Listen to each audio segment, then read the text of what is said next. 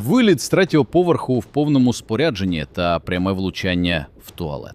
Сьогодні ви побачите, як російські окупанти намагаються грати в героїв, але закінчують, як дешеві каскадери у вільному падінні. Сьогодні у нас порція свіжого контенту, де кожен кадр доводить одну просту істину. Окупанти на нашій землі не сховаються ніде.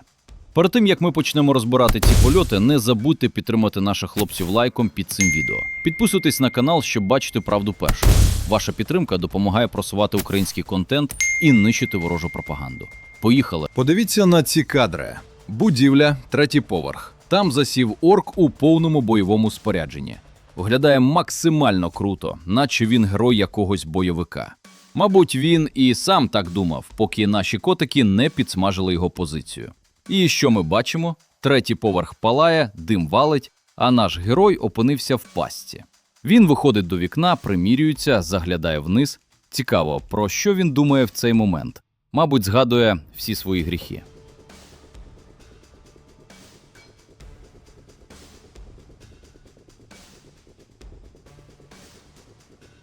Але не все так просто. Наші хлопці не дають йому спокійно підготуватися і прицільно б'ють з автоматів. Обстановка розжарюється в прямому сенсі. І ось спроба номер 2, і ми бачимо вільне падіння. Окупант летить униз разом із усім своїм спорядженням. А тепер уявіть, яка там вага додається до його власного тіла. Бронежилет, боєкомплект, зброя – це десятки зайвих кілограмів, які тягнуть його до землі з шаленою силою. Глухий удар, і він уже на бетонній поверхні. Як ви думаєте, чи є хоча б один шанс вижити після такого польоту з додатковим вантажем? Напишіть свою думку в коментарях, буде цікаво почитати ваші версії. А ось наступний сюжет. Два орки вирішили влаштувати собі перепочинок біля зламаного бетонного стовпа.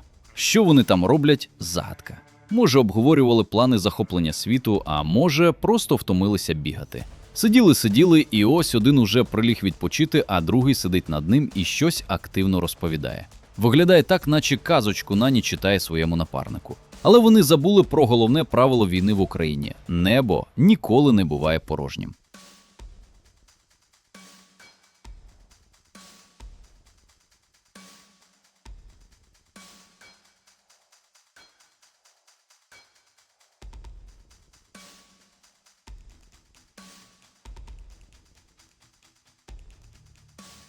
І тут з'являється головний герой нашого сюжету – FPV-дрон. Він тихо виходить на фінішну пряму і ставить жирну крапку в мандрах цих двох персонажів. Кобзон уже зачекався, концерт починається прямо зараз. Жодних шансів, жодних варіантів. Бетонний стовп став для них останнім прихистком. Далі за планом у нас огляд новітнього витвору бойової техніки так званої Другої армії світу. Це просто шедевр інженерної думки. Тут застосовані всі передові технології Росії, які тільки можна уявити. Дивіться уважно на ці кадри, бо таке побачиш нечасто. Справжній прорив, який більше схожий на металобрухт із фільмів про постапокаліпсис. Ну як вам такий прорив? Напишіть, чи вразила вас ця міць російського оборонпрому. А тепер наша улюблена тема – туалети. Здається, у окупантів до них якась магічна тяга. Подивіться, як черговий орк намагається сховатися в звичайному сільському туалеті. Він, мабуть, думає, що він у будиночку, і його ніхто не бачить. Але наші пілоти мають чудовий зір і ще краще почуття гумору. Чітка робота, ювелірне керування, і ми бачимо пряме влучання прямо всередину цього кабінету роздумів. Вибух, тріски, і орк просто зникає в невідомому напрямку. Цікаво, куди ж він подівся? Може, телепортувався в інший вимір? Напишіть у коментарях свої припущення щодо його долі. І зверніть увагу на маленьку тваринку збоку біля туалету. Вона теж стала свідком цієї ганьби. Ще один персонаж офіційно відправився на концерт до Кобзона, так і не закінчивши свої справи. Давайте на мить згадаємо слова одного відомого персонажа на прізвище Двіжухін. Його заяви завжди відрізнялися особливим цинізмом, але реальність швидко ставить усе на свої місця. Увага на екран. Нам скучно. Застой. Хочется движухи. Как только начинается движуха, все свистит у виска.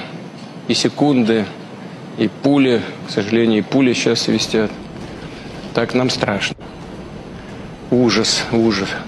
Ну, ужас. Но не ужас, ужас, ужас.